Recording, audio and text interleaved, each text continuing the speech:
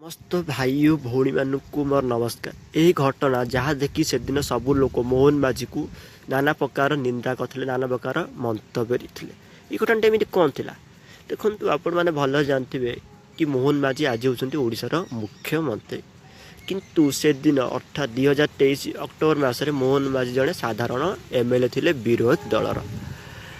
कहगला कि मोहन माझी एवं मुकेश महालिंग जी एवं स्वास्थ्य मंत्री अच्छा ये दी जन मिसिकी बाचस्पति उपर को डाली फोपाड़े से ये घटना ओडिशा रे बहुत चर्चा रही है, कारण महिला बाचस्पति उपर ये आचरण शोभनीय नुहे, नाना प्रकार लोक आपको निंदा करते।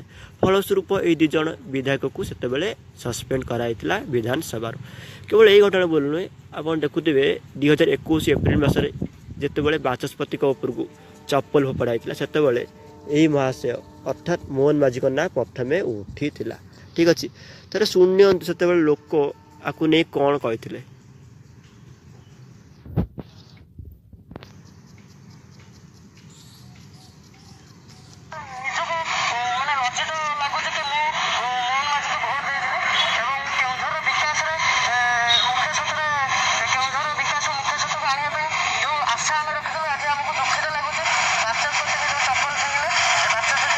देखु यही घटना ने यहपरी अनेक लोक मोहन माझी अर्थात एवं जी मुख्यमंत्री अच्छा बहुत ये नाना विरोधर सम्मुखीन होगा पड़ता।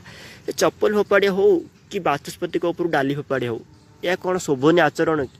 तो यही टॉपिक को लेकिन आप मोहन माझी को कौन कहे देखु, मुझे टॉपिक को शेष कर समस्त को मोर नमस्कार।